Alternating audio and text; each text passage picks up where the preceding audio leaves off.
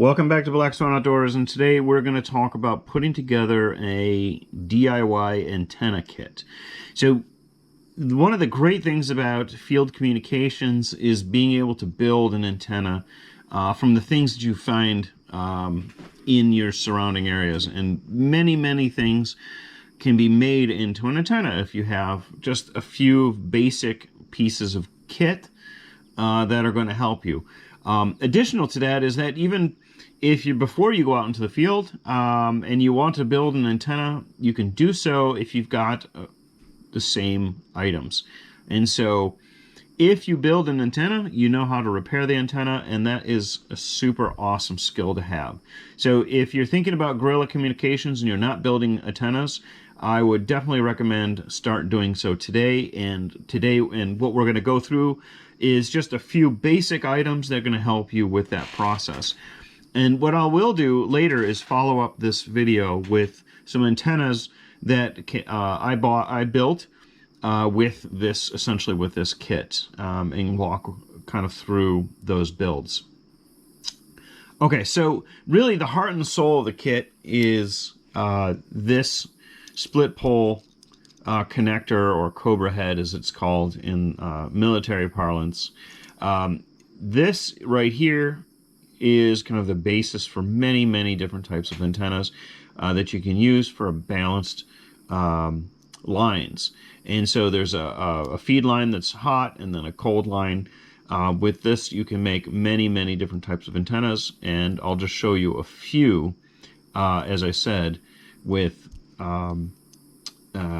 what I've made with these. In addition to the split post connector or banana connector, you're going to want to be able to connect your radio to this device. So you're going to need a SMA BNC adapter to obviously connect your radio to your coax. A BNC with BNC connections here. I'd recommend a 6-foot length and a 20-foot length. You're not going to need anything much longer than that. If you did need something longer, you can use then this connector here, BNC male, to make for a longer piece of coax. But again, you're probably not going to need anything longer, nor would you want to have anything really longer than that. So just these two pieces.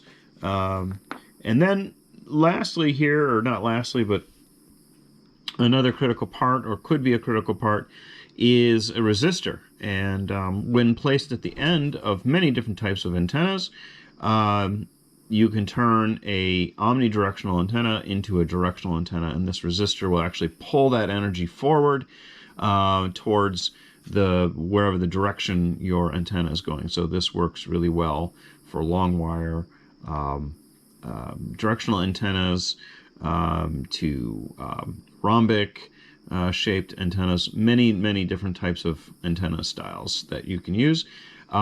If you don't have a resistor, then you can use an old battery, like a AA battery. You could also use well, any old battery, but any AA battery is fine.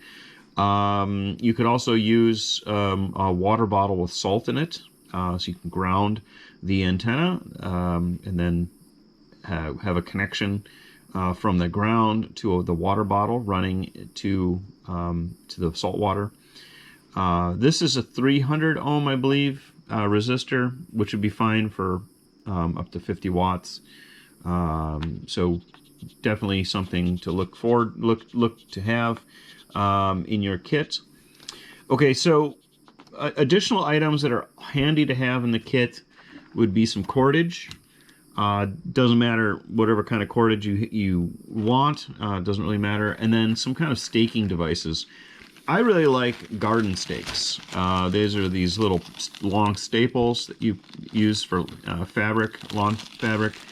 This holds any kind of light duty antenna reasonably well.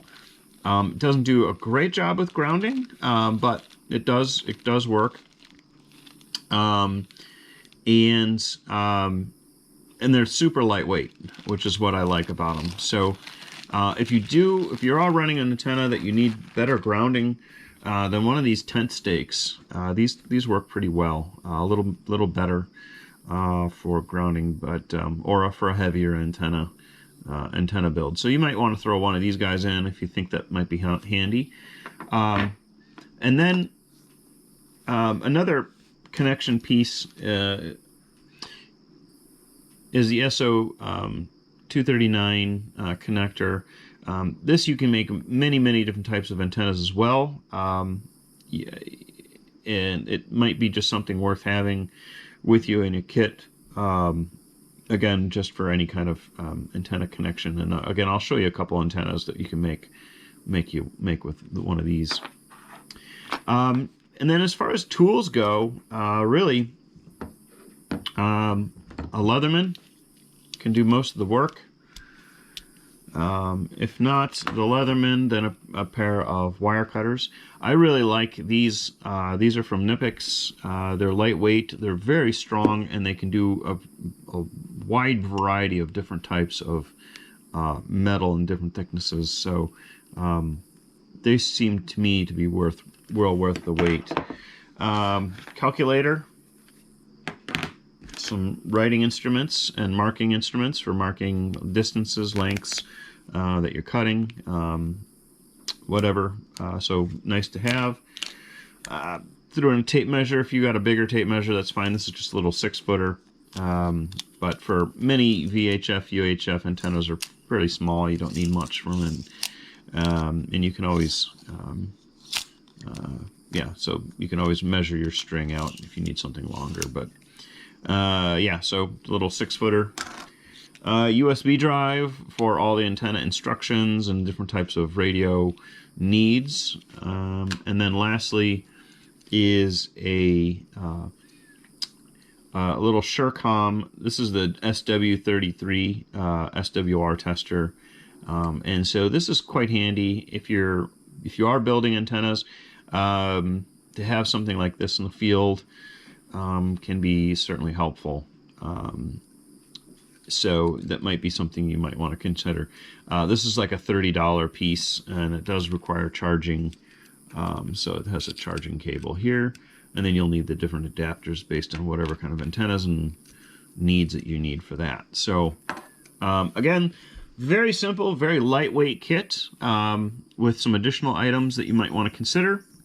Be on the lookout for a few antennas that we're going to talk about, of things that you can build and use with a kit like this.